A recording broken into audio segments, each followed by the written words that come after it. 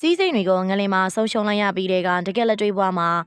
မလူလိုက်နိုင်မှာကိုစိုးရိမ်ခဲ့တဲ့ AH ကုမ္ပဏီမိသားစုငွေကြေးဥစ္စာတွေအများကြီးပိုင်ဆိုင်ထားပေမဲ့လည်းရှိနေတော့မှလူတန်းခွဲများလိုက်တဲ့ဖြစ်မျိုးမကြိုစေချင်တဲ့အတွက် AH ကုမ္ပဏီမိသားစုဟာလမ်းပြကောင်းတစ်ခုပြည့်ဇန်နဝါရီ16 19 18 3ရက်စလုံးမှာသိန်းပေါင်း2000ကုန်ကြတဲ့လူပွဲကြီးကိုစီကားသိမ့်မြအောင်ကျင်းပခဲ့ပြီးဖြစ်ပါတယ်။ရှင်ပြုလူဆိုတာကတော့မြန်မာလူမျိုးတွေရဲ့ဒလိထုံးတဲ့ရိုးရာအတိုင်းကျင်းပလေးရှိပေမဲ့AH ကုမ္ပဏီမိသားစုကတော့မောင်ရင်လောင်းနဲ့ရှင်ပါ64ပါးကိုရှင်ပြုပေးရကုန်နေမကဘဲနဲ့ရှမ်းရိုးရာဒလိတိုင်းလူပြိုပေါင်းအယောက်400ကျော်အတွက်ကိုလည်းရှမ်းဝစ်စုံနဲ့စုံစီတူတန်းပေးခဲ့ပါသေးတယ်။ဒီလူပွဲကြီးကတော့မလေးမျိုးကိုခဏခဏဘေးအန္တရာယ်ကြုံနေရတဲ့မြေမှာစီကားတိုက်မြိုက်ကျင်းပခဲ့တဲ့လူပွဲကြီးဖြစ်တာကြောင့်မမ်းမြေလေခုချီလောက်ဆိုတာယာအေဂျင့်မသိမီလို့ဆိုပြီးတော့သတ်မှတ်နေကြတာပဲဖြစ်ပါတယ်။သူတို့အနေနဲ့ကတော့ဒီလူပွဲမှာမိသားစုတန်ဝိုင်းနဲ့ဆွေမျိုးတွေကိုဖိတ်ပြီးတော့သာလှုပ်လိုက်ရပေမဲ့လည်းငွေကြေးဥစ္စာပိုင်ဆိုင်ထားတဲ့ခြင်းတွင်လူတန်မထမြောက်မှာစိုးရိမ်တဲ့အတွက်ဘယ်သူမှမလုပ်သေးတဲ့ရှင်ပြုလူပွဲကြီးမျိုးကိုကြီးကြဲမန်လေးတဝိုင်းနဲ့လှည့်ပတ်ပြီးတော့ကျင်းပခဲ့တာဖြစ်ပါတယ်။ဒီလူပွဲကြီးရဲ့စီကားတိုက်မြက်ပေါ်ကတော့ရှမ်းရိုးရာဝတ်စုံတွေနဲ့